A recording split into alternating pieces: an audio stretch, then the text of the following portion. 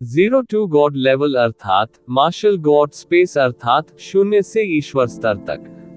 अध्याय 3497 से 3499। नमस्कार, आप कहानी में खो जाएं उससे पहले चैनल को सब्सक्राइब करें और नोटिफिकेशन ऑन करें। धन्यवाद।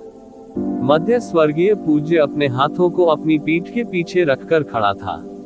वह ब्रह्मांड में एकमात्र सच्चे भगवान की तरह थे। वह स्वर्ग और पृथ्वी का निर्माण कर सकता था और वह स्वर्ग और पृथ्वी को नष्ट भी कर सकता था। उनकी आभा पर्वत के समान थी। तुम मुझे अपने ऊपर ले जाना चाहते हो? हास्यास्पद, हास्यास्पद, मून सिटी लॉर्ड ने कहा। अगर कुछ लोगों ने एक साथ मुझ पर हमला किया तो मुझे आपसे डर लग सकता है। फिर भी आप मुझे अकेले ही मारना चाहते हैं। मून सिटी लॉर्ड की अभिव्यक्ति थोड़ी भयावह थी। उसे ऐसा महसूस हुआ जैसे उसका अपमान किया गया हो। वह शीर्ष 10 दिव्य शहरों में से एक का सिटी लॉर्ड था, फिर भी मध्य स्वर्गीय पूज्य ने उसे नीची दृष्टि से देखने का साहस किया। क्या वह मध्य स्वर्गीय पूज्य बनने के बाद स्वयं को भूल गया था?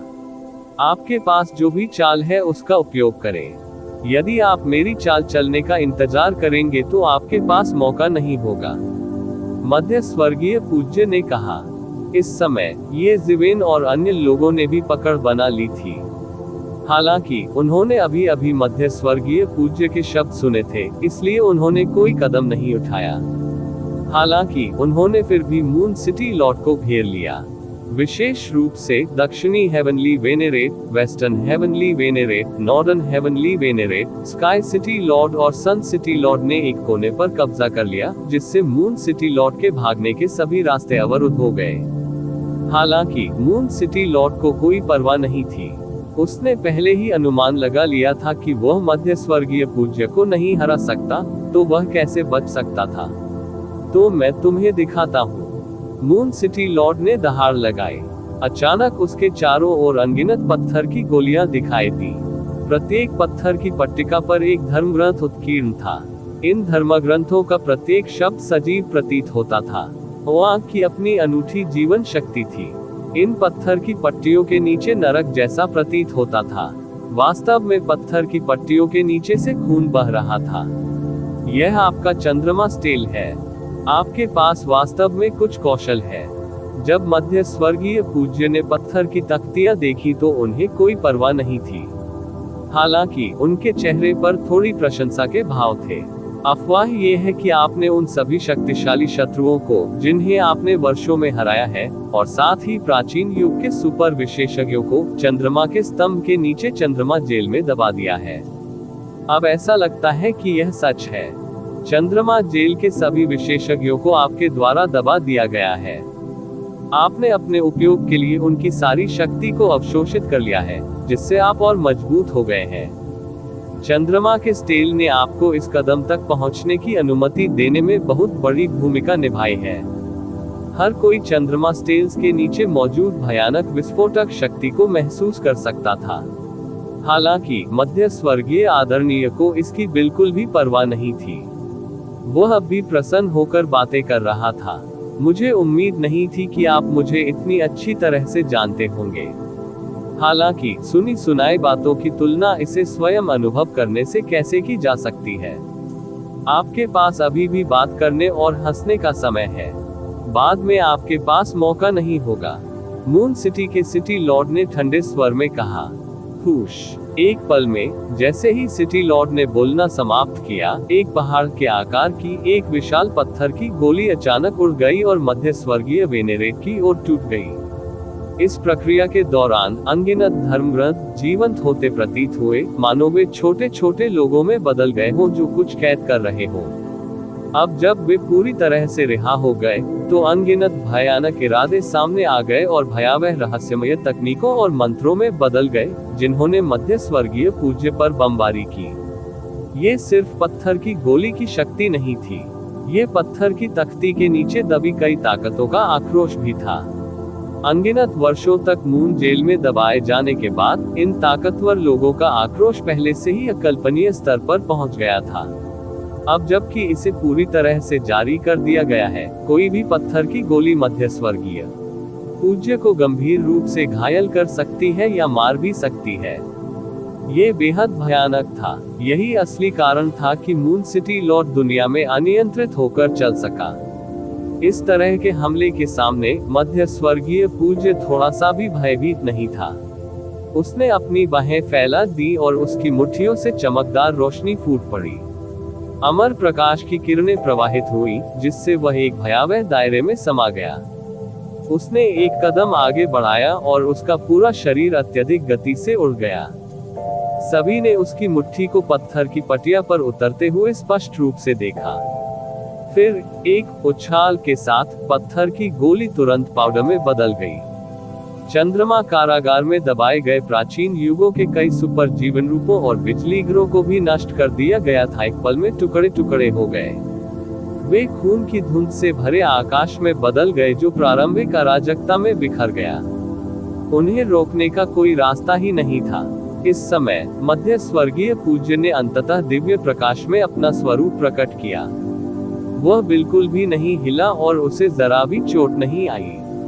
ये कदम उसके खिलाफ बिल्कुल बेकार था। कितनी भयानक गति है। ये चरम गति ही है जो इसे इतना भयानक बनाती है। जब गति एक निश्चित स्तर तक पहुंच जाती है तो ये दुनिया में सबसे मजबूत होती है। यह अजेय होती है।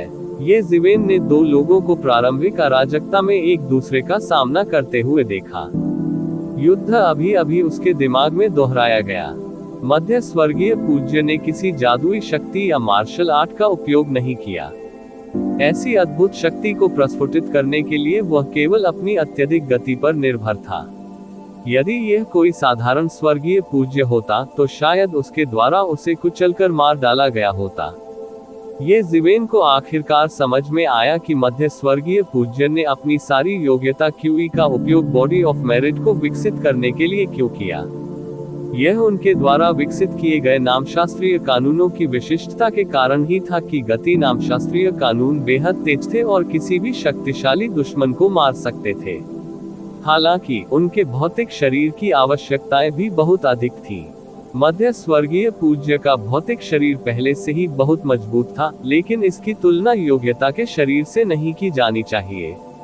अब जब उसने बॉडी ऑफ मेरिट विकसित कर ली है तो ये कहा जा सकता है कि वह एक बाघ की तरह था जिसके पंख उगाए थे। ये बस एक सरल तरीका था, लेकिन इसे तोड़ने का कोई तरीका नहीं था। स्पीड के मामले में उनसे तुलना करना मुश्किल था। एक मध्य स्वर्गीय आदरणीय को घायल करना भी बहुत मुश्किल था जिसने बॉडी ऑफ मेरिट की खेती की थी। वह स्वाभाविक रूप से अजेय था। इन दो सरल जादुई शक्ति कानूनों का संयोजन इतना अद्भुत प्रभाव पैदा कर सकता है। ये शीर्ष स्वर्गीय पूज्य वास्तव में सरल नहीं थे। यहाँ तक कि मून सिटी लॉर्ड को भी कम नहीं आंका जा सकता। उनका चंद्रमा का स्टेल असीम रूप से शक्तिशाली था। यदि उसे मध्य स्वर्गीय आदरणीय जैसे प्रतिद्वंद्वी का सामना नहीं करना पड़ा, जिसे घेरा नहीं जा सकता था और जिसकी संख्या को मापा नहीं जा सकता था, तो आम लोगों के लिए सिरदर्द होता। इतना मजबूत। मून सिटी लॉर्ड ने अचानक अपनी आंखें चौड़ी कर ली। यह उससे भिन्न लग रहा था जो उसने शुरू में सोचा था। चंद्रमा का एक स्टेल स्वाभाविक रूप से एक मध्य स्वर्गीय आदरणीय को रोक नहीं सका। हालांकि ये समय की साधारण देरी भी नहीं कर सका। यह उनकी उम्मीदों से बिल्कुल परे था। जैसा कि कहा जाता है, मार्शल आर्ट की दुनिया में गति ही एकमात्र ऐसी चीज है जिसे तोड़ा नहीं जा सकता। अब इन दो तत्वों पर मध्य स्वर्गीय पूज्य का कब्जा था, इसलिए इससे निपटना इतना कठिन था और चंद्रमा का स्टेल तुरंत टूट गया। चंद्रमा का ये स्टेल और चंद्र कारागार वास्तव में अच्छे तरीके हैं, हालांकि वे आपके नहीं हैं। यदि वे आपके नहीं हैं, तो आप उन्हें तोड़ने के लिए कभी भी उनका उपयोग नहीं कर पाएंगे। ऐसा लग रहा था कि मध्य स्वर्गीय पूज्य दोबारा हमला करने से पहले आहें भर रहा था। वाह! मध्य स्वर्गीय पूज्य की आकृति एक बार फिर गायब हो गई। इससे मून सिटी लॉर्ड तुरंत घबरा गया। एक पल में उसका पूरा शरीर चंद्रमा के सभी प्रकार के स्टेल से घिरा हुआ था। चंद्रमा के स्टेल का उपयोग हमला करने और पीछे हटने के लिए किया जा सकता है। ये वास्तव में एक अत्यंत शक्तिशाली तरीका था। इससे भी अधिक आश्चर्यजनक बात ये थी कि वह अपने विरोधियों को दबाने और मारने के लिए लूनट जेल के ताकतवर घरों की शक्ति उधार ले सकता था। दुर्भाग्य से उसका सामना एक मध्य स्वर्गीय पूज्य से हुआ था। जब तक वह 2 क्षेत्रों में मध्य स्वर्गीय पूज्य से आगे नहीं निकल जाता, वह वास्तव में उसका कुछ नहीं कर सकता था। मून सिटी लॉर्ड का सामना करते समय, जो चंद्रमा के स्टेल से घिरा हुआ था, मध्य स्वर्गीय आदरणीय ने और कुछ नहीं किया। उसने बस आगे बढ़ने का आरोप लगाया। Boom boom boom. जैसे ही मध्य स्वर्गीय भिक्षु का शरीर एक प्रचंड अत्याचारी की तरह हो गया, जोरदार गड़गड़ाहट गूंज उठी। केवल अपनी अत्यधिक गति पर भरोसा करके वह हर चीज को टुकड़ों में तोड़ने में सक्षम था। यहाँ तक कि मध्य स्वर्गीय वेनेरेट के सामने चंद्रमा का सबसे बड़ा स्टेल भी विरोध नहीं कर सका। उसकी गति सचमुच बहुत तेज थी और भयावह स्थिति तक पहुंच गई थी। लगभग एक पल में चंद्रमा के अनगिनत स्टेल टुकड़े टुकड़े हो गए। हालांकि चंद्रमा के स्टेल को लगातार स्थानांतरित किया जाता था, वे मध्य स्वर्गीय वंदनीय को कैसे रोक सकते थे? एक ही पल में वे पूरी तरह नष्ट हो गए। कितनी भयानक युद्ध तकनीक है। स्काई सिटी लॉर्ड अपनी आंखें चौड़ी करने से खुद को रोक नहीं सका। अब जाकर उसे समझ आया कि कैसे मध्य स्वर्गीय वेनेरेट की युद्ध शक्ति शक्तिशाली थी। बॉडी ऑफ मेरिट ने वास्तव में उसकी आखिरी कमजोरी को दूर कर दिया है। अब से वह केवल अपनी गति और बॉडी ऑफ मेरिट पर भरोसा करके अजेय होगा। हालांकि इन लोगों ने जीवन और मृत्यु की लड़ाई का अनुभव नहीं किया था, फिर भी उनमें एक दूसरे के बारे में कुछ समझ थी। हालांकि मिडिल हेवनली वेनेरेट की गति भयानक थी, उसका भौतिक शरीर उसकी सबसे बड़ी कमजोरी थी। यदि उसका सामना किसी अतुलनीय शक्तिशाली भौतिक शरीर वाले अस्तित्व से होता है, तो वह स्वयं को चोट भी पहुंचा सकता है। अब जब उन्होंने बॉडी ऑफ मेरिट की खेती की थी, तो मध्य स्वर्गीय पूज्य के पास अब ये कमजोरी नहीं थी। उसकी युद्ध शक्ति थोड़ी से भी अधिक बढ़ गई थी। अतीत में मध्य स्वर्गीय पूज्य भी मून सिटी लॉर्ड को इतनी आसानी से दबाने में सक्षम नहीं होते थे। जबकि स्काई सिटी लॉर्ड और भीड़ अभी भी सदमे में थे। मध्य स्वर्गीय आदरणीय पहले ही मून सिटी के अनगिनत स्टेल को तोड़ चुके थे और मून सिटी लॉर्ड के सामने पहुंच गए थे। ऐसा लग रहा था कि मून सिटी लॉर्ड इसके लिए तैयार थे। मध्य स्वर्गीय आदरणीय, क्या आपने सोचा था कि मैं बिल्कुल तैयार नहीं होऊंगा? ये यही समाप्त करने का समय है। मून सिटी लॉर्ड ने अनजाने में अपने हाथों में एक विशाल उज्ज्वल चंद्रमा उठाया था, जो अराजकता के बीच सब कुछ रोशन कर रहा था। इस उज्ज्वल चंद्रमा में उसके शरीर में सारी शक्ति समाहित थी। उन्होंने इसे तब संघनित किया था जब मध्य स्वर्गीय वेनेरेट चंद्रमा के स्टेल को तोड़ रहा था। वह एक ही बार में मध्य स्वर्गीय पूज्य को गंभीर रूप से घायल करना चाहता था। बूम! ये चमकीला चंद्रमा टूटकर गिरा और एक पल में मध्य स्वर्गीय पूज्य को अपनी चपेट में ले लिया। सफलता! हा हा हा हा! मून सिटी लॉर्ड दिल खोलकर हंसे। आखिरकार वह सफल हो गया। मध्य स्वर्गीय पूज्य ने अभी जो ताकत दिखाई थी वह बहुत चौंकाने वाली थी। यहाँ तक कि वह भी चिंता किए बिना नहीं रह सका। हालांकि इससे पहले कि मून सिटी के सिटी लॉर्ड हंसना समाप्त कर पाते, अंतहीन सुनहरी रोशनी ने चंद्रमा को चीर दिया।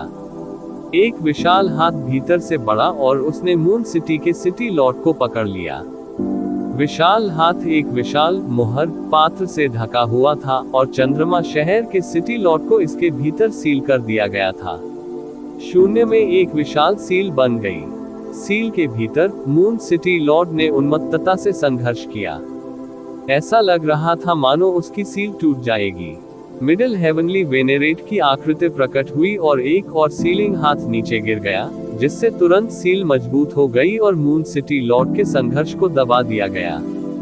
प्रतिवेदन किसी भी खराब अनुवाद के बारे में हमें बताने के लिए टेक्स्ट का चयन करें और रिपोर्ट पर क्लिक करें। लेस देन पिछला सूचकांक, अगला ग्रेटर देन क्या अविश्वसनीय गति है।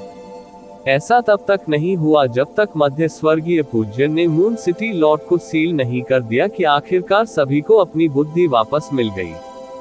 सब कुछ बहुत जल्दी हो गया था।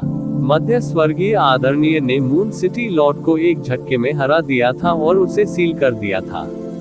जैसा कि सभी ने उम्मीद की थी, मून सिटी लॉर्ड को हराने के लिए 1000 दिनों की लंबी लड़ाई नहीं हुई थी। ये पहले से ही सभी की उम्मीदों के विपरीत था।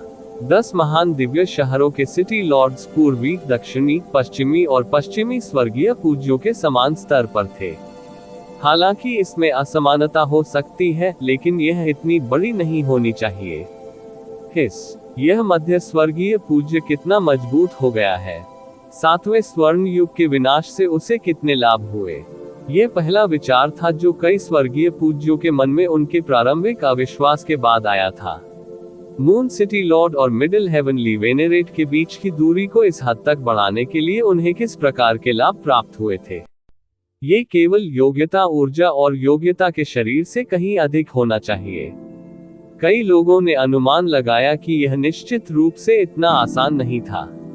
इस प्रकार की कुचलने वाली लड़ाई कोई ऐसी चीज नहीं थी जो एक छोटे से अंतर के कारण हो सकती थी। एक ही पल में सभी के मन में कई संभावनाएं कौंध गईं। वे उन लाभों के बारे में कैसे उत्सुक नहीं हो सकते जो एक मध्य स्वर्गीय पूज्य की युद्ध शक्ति को इतना बढ़ा सकते हैं। नहीं, उनके बीच का अंतर उतना बड़ा नहीं है। ये सिर्फ इतना है कि मून सिटी लॉर्ड को रोक दिया गया और गार्ड से पकड़ लिया गया। वह कदम निश्चित रूप से मार सकता था, लेकिन यह अफसोस की बात है कि मध्य स्वर्गीय आदरणीय ने उस कदम का सामना किया और मून सिटी लॉर्ड को पकड़ने में सक्षम था। हालांकि मिडिल हेवनली वेनेरेट की ताकत वास्तव में बहुत बढ़ गई है। स्काई सिटी भगवान स्पष्ट रूप से देख सकते थे कि मध्य स्वर्गीय वेनेरेट की युद्ध शक्ति अभी तक उस अत्याचारी स्तर तक नहीं पहुंची थी। वह राहत की सांस लेने से खुद को नहीं रोक सका। अंत में मध्य स्वर्गीय पूज्य उस स्तर को पार नहीं कर सका। जब तक वह उस स्तर तक नहीं पहुंच गया, चिंता की कोई बात नहीं थी। अन्यथा यदि वह उस स्तर तक पहुंच गया होता तो संपूर्ण फॉर्चून डिवाइन राजवंश की संरचना बदल गई होती। अतीत के फॉर्चून हेवनली मोनार्क की तरह कोई भी उसके खिलाफ जाने की हिम्मत नहीं करेगा और सभी को उसके पैरों पर रेंगना होगा। उनके जैसे अद्वितीय व्यक्ति के लिए ये सबसे अस्वीकार्य था। ऐसा इसलिए था क्योंकि वे ऊंचे और ताकतवर होने के आदी थे, आसपास के लोगों पर रौब जमाने के आदी थे। ऐसा प्रतीत होता है कि वे सहज रूप से उस अधीनता के बारे में भूल गए हैं। हालांकि इससे कोई फर्क नहीं पड़ता कि हर कोई कितना आश्चर्यचकित था या मध्य स्वर्गीय पूज्य ने ये कैसे किया था। मध्य स्वर्गीय पूज्य ने वास्तव में ये किया था। जैसा कि कहा जाता है, नई झाड़ू सफाई करती है। इस लॉ ने एक मध्य स्वर्गीय पूज्य की प्रतिष्ठा को पूरी तरह से प्रज्वलित कर दिया था। उसने 10 महान दिव्य शहरों में से एक के सिटी लॉर्ड को लापरवाही से दबा दिया था। इस तरह के चौंकाने वाले प्रदर्शन ने अन्य सभी स्वर्गीय पूज्यों को पूरी तरह से चौंका दिया था। हालांकि ऐसा नहीं था कि वह समर्पण करने को तैयार था, फिर भी उसने अपनी नाक के नीचे कोई चाल चलने की हिम्मत नहीं की। मून सिटी के सिटी लॉर्ड को अपने अधीन करने के बाद मध्य साम्राज्य ने अपना पहला आदेश जारी किया। चूंकि मून सिटी के सिटी लॉर्ड ने दल बदल करना चाहा था, इसलिए उन्हें 1 अरब साल की कैद की सजा सुनाई गई थी। यह मूल वाक्य का 10 गुना था। ऐसा इसलिए था क्योंकि दल बदल के परिणाम मून सिटी के पतन से कहीं अधिक बुरे थे। अब मून सिटी के सिटी लॉर्ड के लिए किसी ने बात नहीं की। हर कोई देख सकता था कि मून सिटी के सिटी लॉर्ड ने पूरी तरह से अपनी शक्ति खो दी थी। इस समय जिस किसी का भी उससे कोई लेना देना है, वह मध्य स्वर्गीय पूज्य के विरुद्ध जा रहा होगा। कोई भी मध्य स्वर्गीय आदरणीय के खिलाफ जाने को तैयार नहीं था, जो इस समय सुर्खियों में था, किसी ऐसे व्यक्ति के लिए जिसने अपनी शक्ति खो दी थी और भविष्य में फिर से प्रकट नहीं हो सकता था। अब चूंकि मून सिटी के सिटी लॉर्ड ने दल बदल कर लिया है और मेरे द्वारा दबा दिया गया है, अन्य सभी स्वर्गीय पूज्य, सम्राट लॉर्ड्स और मून सिटी के बाकी सभी लोग अस्थायी रूप से सन सिटी के सिटी लॉर्ड की कमान में होंगे। जब न्यू मून सिटी लॉर्ड का चुनाव किया जाएगा, वे न्यू मून सिटी लॉर्ड की कमान के अधीन होंगे। मध्य स्वर्गीय पूज्य ने मून सिटी के शेष अधीनस्थों को नहीं मारा। सबसे पहले, हर कोई मून सिटी के सिटी लॉर्ड का प्रत्यक्ष वंशज नहीं था। दूसरे, यहाँ तक कि मून सिटी के सिटी लॉर्ड को भी दबा दिया गया था, तो दूसरों की क्या गिनती थी। इसके अलावा 10 महान दिव्य शहरों के बीच संतुलन बनाए रखना उनकी जिम्मेदारी थी। वह न्यू मून सिटी लॉर्ड के पास ऐसा कोई नहीं होने दे सकता था जिसका वह उपयोग कर सके, है ना? हाँ, स्वर्गीय पूज्य और मून सिटी के सम्राट लॉर्ड्स ने सिर हिलाया। उनमें से कई लोगों ने राहत की सांस भी ली। मून सिटी का सिटी लॉर्ड इन सभी वर्षों में मून सिटी में लोकप्रिय नहीं था। उसके अत्याचारी तरीकों ने कई स्वर्गीय पूज्यों और सम्राट लॉर्ड्स को दबाव महसूस कराया था। इसके अलावा इस बार उनके व्यक्तिगत कारणों से उनका पूरा कबीला, जो मून सिटी में स्थित था, जमीन पर गिरा दिया गया था। उनका संपूर्ण संप्रदाय नष्ट हो गया था और उनकी असंख्य वर्षों की संचय राशि प्राचीन युग ने छीन ली थी। नुकसान बिल्कुल अथाह थे। अगर कोई था जो मून सिटी के सिटी लॉर्ड से सबसे ज्यादा नफरत करता था, तो वह वही होंगे। ये केवल इसलिए था क्योंकि मून सिटी के सिटी लॉर्ड एक उच्च पद पर थे और भयानक रूप से मजबूत थे कि उनके पास इस क्रोध को सहने के अलावा कोई विकल्प नहीं था। अब जब मून सिटी के सिटी लॉर्ड का अंततः निपटारा हो गया, तो वे इससे अधिक खुश नहीं हो सकते थे। ठीक है, आइए अब सन सिटी लौटें और क्रिएशन यूनिवर्स मैप पर चर्चा करें। मध्य स्वर्गीय पूज्य ने कहा। इस समय सभी स्वर्गीय पूज्यों को पता था कि वे अंततः इस चरण तक पहुंच गए हैं। वास्तव में जो कुछ भी पहले हुआ था वह महज एक दुर्घटना थी।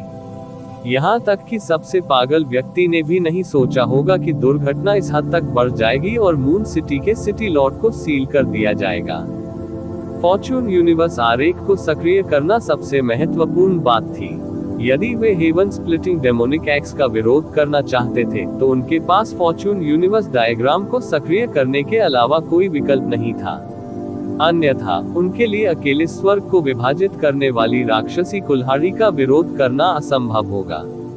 हालांकि हेवन स्प्लिटिंग को जुटाना बहुत कठिन था डेविल एक्स, और हर बार जब इसे संगठित किया गया, तो एक ही हमले की शक्ति जो फॉर्चून गॉड राजवंश की सेना को नष्ट कर सकती थी, वास्तव में चौंकाने वाली थी। जब वे मुख्य हॉल में लौटे, तो सभी स्वर्गीय पूज्य और सम्राट लॉर्ड्स ने अपना स्थान ग्रहण किया। मध्य स्वर्गीय पूज्य ने अपने चेहरे पर एक संतुष्ट मुस्कान के साथ सभी को देखा।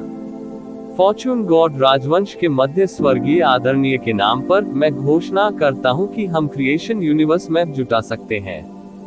हर कोई जानता है कि मून सिटी को फिर से हासिल करने की इस लड़ाई में हम बिल्कुल असफल नहीं हो सकते। यहाँ तक कि क्रिएशन यूनिवर्स मैप भी जुटा लिया गया है। अगर हम फिर भी मून सिटी पर दोबारा कब्जा करने में विफल रहने पर परिणाम अकल्पनीय होंगे। मुझे लगता है कि हर कोई समझता है। समझा। सभी ने अपनी समझ व्यक्त करते हुए सिर हिलाया। यह अच्छा है कि हर कोई समझता है। मैं व्यक्तिगत रूप से फॉर्चून गॉड राजवंश में लौटूंगा और क्रिएशन यूनिवर्स मैप यहाँ लाऊंगा। आप सभी अपने संबंधित पदों की रक्षा करेंगे, अपने सैनिकों को प्रशिक्षित करेंगे, खेती करेंगे और भर्ती की प्रतीक्षा करेंगे। मध्य स्वर्गीय पूज्य ने कहा, मैं और शब्द बर्बाद नहीं करूंगा। समय सबसे महत्वपूर्ण है। हर मिनट और हर सेकंड महत्वपूर्ण है। आप सभी तितर बितर हो सकते हैं। सभी ने सिर हिलाया, फिर प्रकाश की रेखाओं में बदल गया और गायब हो गया। वे मध्य स्वर्गीय पूज्य के शब्दों की तात्कालिकता को भी समझते थे। मूल रूप से जब एक मध्य स्वर्गीय पूज्य को पदोन्नत किया जाता था, तो वे निश्चित रूप से अपनी गरिमा दिखाने के लिए एक उत्सव का आयोजन करते थे। लेकिन अब वे इसकी परवाह नहीं कर सकते थे। जाहिर है उनके पास समय नहीं था। चूंकि मध्य स्वर्गीय पूज्य ने इस मामले का उल्लेख नहीं किया, तो वे भी इसका उल्लेख नहीं करेंगे। ठीक है, आप सभी पहले पड़ाव पर लौटे। ये जिवेन ने बियान जियाओयू और अन्य को मानव जाति के शिविर में वापस भेज दिया और फिर मध्य स्वर्गीय वेनेरेट के अस्थायी निवास में चले गए। इस समय war venerate, empyrean silver moon, mister Huang और अन्य पहले ही आ चुके थे। जो लोग इस समय वहां पहुंचे थे, वे एम्पायरियन वेनेरेट्स के प्रत्यक्ष वंशज थे। वे जश्न मनाने के लिए आने वाली पहली लहर भी थे। हालांकि मध्य स्वर्गीय पूज्य का उत्सव जल्दबाजी में नहीं था और कुछ समय के लिए विलंबित हो सकता था, फिर भी आना और उन्हें बधाई देना। आवश्यक था। विशेष रूप से जो लोग मध्य स्वर्गीय पूज्य के करीब नहीं थे, वे उनसे परिचित होने के लिए इस अवसर का लाभ उठाना चाहते थे। अन्यथा उन्हें पता भी नहीं चलेगा कि कोई उनके लिए चीजें मुश्किल बना रहा है। पहुंचने के बाद ये जिवेन ने सबसे पहले अपने हाथ जोड़े और कहा, मध्य स्वर्गीय भगवान बनने पर बधाई। गुजून बहुत विनम्र है। मध्य स्वर्गीय पूज्य का चेहरा मुस्कुराहट से भरा था। हालांकि जीत पहले से ही उसकी मुट्ठी में थी, फिर भी वह मध्य स्वर्गीय पूज्य के पद पर सफलतापूर्वक चढ़ने को लेकर बहुत उत्साहित था। हालांकि वह इसे दूसरों के सामने नहीं दिखा सका।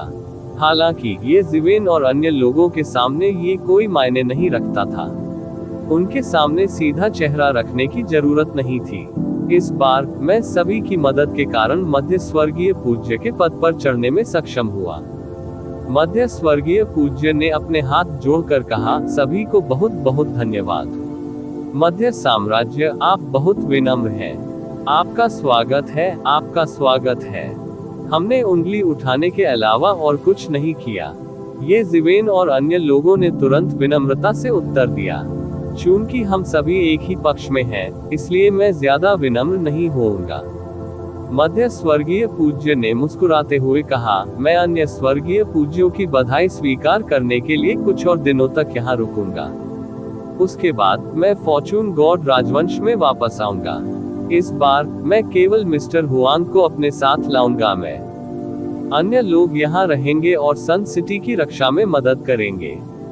मुझे लगता है कि फॉर्चून यूनिवर्स मानचित्र का उपयोग करने की खबर प्राचीन युग में पहले ही खोजी जा चुकी है। ये गारंटी देना कठिन है कि वे जोखिम नहीं लेंगे और निकटतम शहर पर हमला नहीं करेंगे। सन सिटी मिडिल हेवनली वेनेरेट के अधीनस्थ मिस्टर हुआंग थे। प्राचीन युग में फॉर्चून गॉड राजवंश में कई गुप्त एजेंट और जासूस भी विकसित हुए थे। कुछ अधिक गोपनीय मामले ज्ञात नहीं हो सकते हैं। हालांकि फॉर्चून यूनिवर्स मानचित्र का उपयोग करना बहुत महत्वपूर्ण बात थी। उनके लिए यह न जानना असंभव था। इसलिए मध्य स्वर्गीय आदरणीय के लिए सावधान रहना उचित था। आखिरकार अन्य दिव्य शहरों की तुलना में मून सिटी और सन सिटी सबसे निकट थे और सबसे अधिक संभावना थी हमला किया। जिस समय मैं फॉर्चून गॉड राजवंश में लौटूंगा और फॉर्चून यूनिवर्स मानचित्र का उपयोग करूंगा, उस दौरान आप सभी को अपने लोगों को प्रशिक्षित करने के लिए समय का उपयोग करना चाहिए। इसके बाद जब हम मून सिटी पर हमला करेंगे तो आप सभी मुख्य शक्ति होंगे। यह मेरा है पद संभालने के बाद पहली लड़ाई। कोई गलती नहीं हो सकती। आप सभी मेरे बहुत करीब हैं और हर कोई देख रहा है। स्वाभाविक रूप से आप यूं ही बैठकर कुछ नहीं कर सकते। इसके अलावा इस तरह मेरे पास इनाम देने का एक कारण होगा। आप मध्य स्वर्गीय पूज्य ने कहा। हर कोई स्वाभाविक रूप से समझता था कि मध्य स्वर्गीय भिक्षुओं के प्रत्यक्ष अधीनस्थों के रूप में वे स्वाभाविक रूप से इस लड़ाई में मुख्य शक्ति होंगे। हालांकि वे तोप का चारा नहीं होंगे। मध्य स्वर्गीय पूज्य अपने प्रत्यक्ष अधीनस्थों को कमजोर करने जैसा मूर्खतापूर्ण कार्य नहीं करेंगे। अगर उन्होंने अच्छा काम किया तो उन्हें इनाम भी खूब मिलेगा। सभी को सिर हिलाते हुए देखकर मिडिल हेवनली वेनेरेट ने आगे कहा, आखिरी बात ईस्ट हेवनली वेनेरेट की स्थिति के बारे में है। प्रतिवेदन किसी भी खराब अनुवाद के बारे में हमें बताने के लिए टेक्स्ट का चयन करें और रिपोर्ट पर क्लिक करें। लेस देन पिछला सूचकांक, अगला ग्रेटर देन। ये सुनते ही सभी लोग हैरान रह गए। वे जानते थे कि असली शो आ रहा है। शुरू से ही जब वे जानते थे कि मध्य स्वर्गीय मास्टर इस पद के लिए लड़ेंगे, तो उन्हें पता था कि पूर्वी स्वर्गीय मास्टर का पद रिक्त हो सकता है।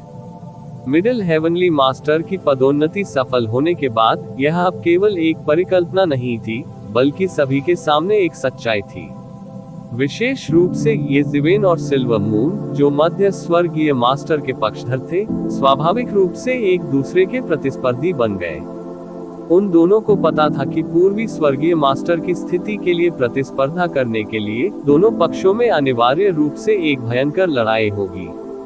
मध्य स्वर्गीय मास्टर ने सभी की ओर देखा और कहा, मेरे स्वार्थी दृष्टिकोण से मैं निश्चित रूप से आशा करता हूं कि पूर्वी स्वर्गीय मास्टर को आप दोनों के बीच चुना जा सकता है, लेकिन वास्तव में ये बहुत मुश्किल होगा। पूर्वी स्वर्गीय मास्टर की स्थिति यह एक दिव्य उपकरण है जिसे निजी तौर पर नहीं दिया जा सकता। मैं इसे जिसे चाहूं उसे नहीं दे सकता। हालांकि मध्य दिव्य गुरु एक उप दिव्य गुरु था, वह फॉर्चून क्रिएशन हेवनली लॉर्ड जैसा कोई नहीं था।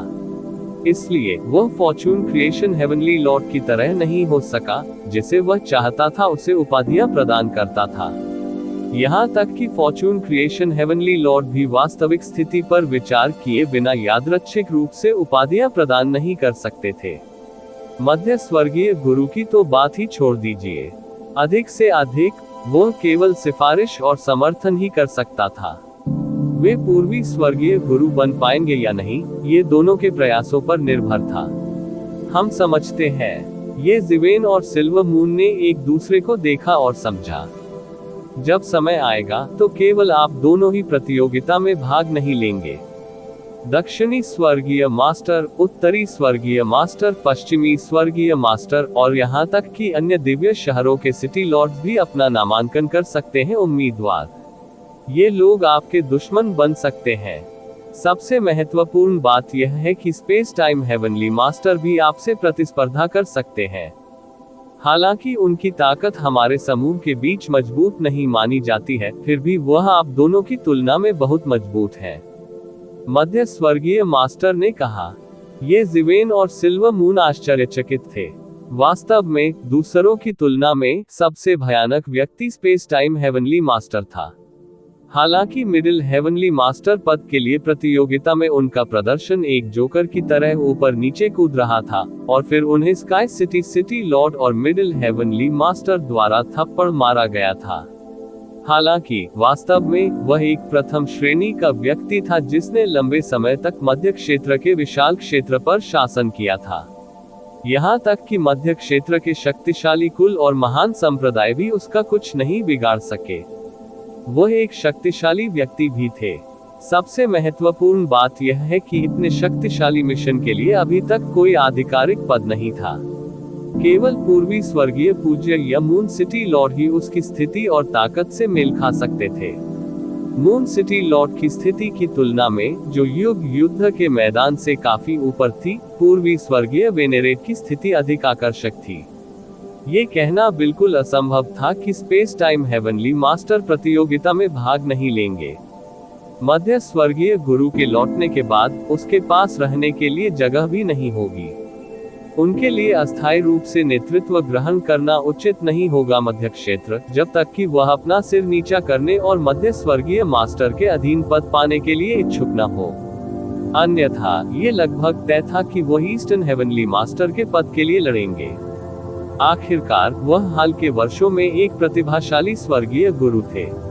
उनका उत्थान बहुत छोटा था, लेकिन वह पहले ही दुनिया को हिला देने वाले स्पेस टाइम हेवनली मास्टर बन चुके थे। उनकी प्रतिष्ठा अच्छी थी। मिडिल हेवनली मास्टर ने सिल्वर मून हेवनली मास्टर और ये जिवेन पर नजर डाली। उसे लगा कि वे दोनों बराबरी के हैं। ये कहना कठिन था कि अंत में पूर्वी स्वर्गीय मास्टर बनने की सबसे अधिक संभावना कौन थी।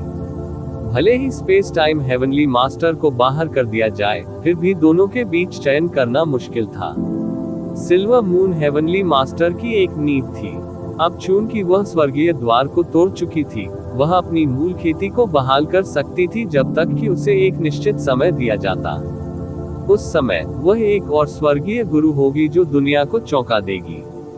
हालांकि ये जिवेन की नींव की तुलना सिल्वर मून हेवनली मास्टर से नहीं की जा सकती, लेकिन पिछले कुछ वर्षों में उनकी वृद्धि बहुत चौंकाने वाली थी।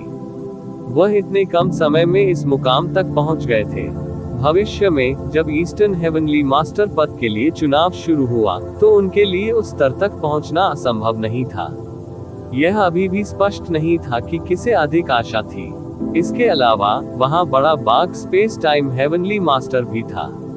मध्य स्वर्गीय मास्टर को आशा थी कि जिस व्यक्ति की उन्होंने सिफारिश की थी वह पूर्वी स्वर्गीय मास्टर बन सकता है और इस पद को प्राप्त कर सकता है। तब उसके पास 5 स्वर्गीय मास्टर्स के बीच 2 सीटें होंगी और फॉर्चून गॉड राजवंश पर उसका नियंत्रण और मजबूत हो जाएगा। हालांकि इस मामले को बलपूर्वक लागू नहीं किया जा सका। सब कुछ उन दोनों पर निर्भर था। मुझे उम्मीद है कि आप सफल हो सकते हैं, लेकिन सबसे महत्वपूर्ण बात अभी भी आप दोनों है। मैं बाकी के बारे में ज्यादा कुछ नहीं कहूंगा। वापस जाओ और खुद को तैयार करो। दूसरों की बधाई प्राप्त करने के लिए मुझे भी थोड़ी तैयारी करनी होगी, स्वर्गीय स्वामी। मध्य स्वर्गीय मास्टर ने और कोई बकवास नहीं कही और सीधे उन्हें जाने का आदेश दिया। बाकी लोग समझ गए और चले गए। मिस्टर हुआंग, क्या आपको लगता है कि इन दोनों में से एक पूर्वी स्वर्गीय मास्टर बन सकता है? मध्य स्वर्गीय मास्टर ने मिस्टर हुआंग से पूछा। आखिरकार मिस्टर हुआंग दूसरों से अलग थे। उसका 7वां स्वर्ण युग नष्ट हो गया था, इसलिए वह केवल मध्य स्वर्गीय गुरु पर भरोसा कर सकता था। सिल्वर मून हेवनली मास्टर, ये जिवेन, वॉर मास्टर और अन्य की अपनी नींव थी। हालांकि वे सभी प्रत्यक्ष वंशज थे, फिर भी उनके अपने अपने हित थे। मिस्टर हुआंग के विपरीत उन्हें सच्चा विश्वास पात्र नहीं माना जा सकता था। यदि इन दोनों में से कोई एक मध्य स्वर्गीय मास्टर बन सकता है, तो मुझे लगता है कि मार्शल आदरणीय बनने का मौका हो सकता है।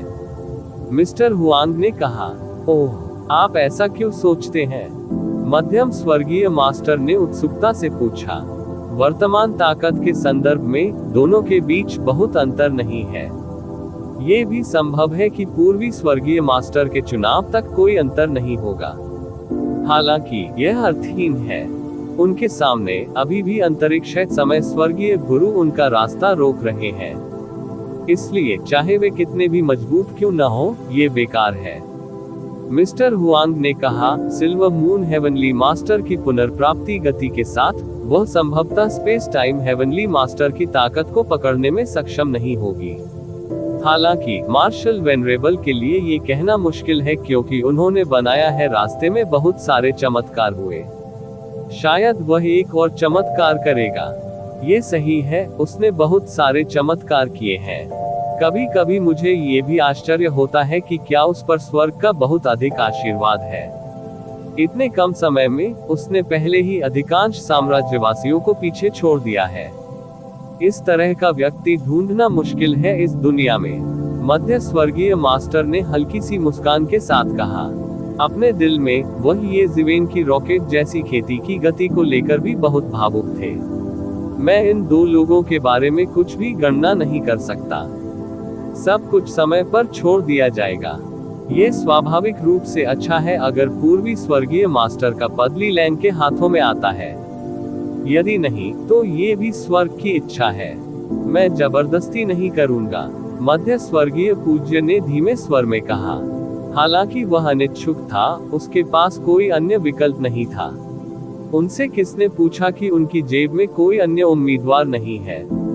मिस्टर हुआंग उनसे प्रतिस्पर्धा कर सकते थे, लेकिन वे थे फॉर्च्यून डिवाइन राजवंश का सदस्य नहीं। केवल इसी बिंदु ने उन्हें ईस्ट हेवनली वेनेरेट के पद के लिए प्रतिस्पर्धा करने के लिए अयोग्य बना दिया। ये जिवेन को नहीं पता था कि उनके जाने के बाद मिडिल हेवनली मास्टर और मिस्टर हुआंग के बीच ऐसी बातचीत हुई थी। वह मानव जाति के शिविर में केवल इसलिए लौटा क्योंकि वह जानता था कि यह शांति का एक दुर्लभ काल होगा। मध्य स्वर्गीय मास्टर फॉर्च्यून गॉड राजवंश में लौट आए। क्रिएशन यूनिवर्स मैप को जुटाना आसान नहीं था। ठीक उसी तरह जैसे शैतान युग में हेवन स्प्लिटिंग डेविल एक्स को जुटाना मुश्किल था, फॉर्च्यून गॉड राजवंश के लिए क्रिएशन यूनिवर्स मैप को जुटाना भी मुश्किल था। सामान्यतया क्रिएशन यूनिवर्स मानचित्र केवल तभी जुटाया जाएगा जब कोई अत्यधिक संकट हो। अन्यथा ये पूरे मध्य क्षेत्र की सुरक्षा की रक्षा के लिए फॉर्च्यून गॉड कैपिटल में रहेगा। क्रिएशन यूनिवर्स मैप के साथ प्राचीन काल से संकट होने पर भी मध्य क्षेत्र पर आक्रमण नहीं किया जा सकता था। इसलिए मध्य क्षेत्र शायद ही कभी युद्ध की लपटों से पीड़ित हुआ हो और बेहद समृद्ध था। मध्य क्षेत्र में अनगिनत विशेषज्ञ थे। अन्य क्षेत्रों की तुलना में मध्य क्षेत्र श्रेष्ठ था। मध्य क्षेत्र में अनगिनत मजबूत कुल और महान संप्रदाय थे।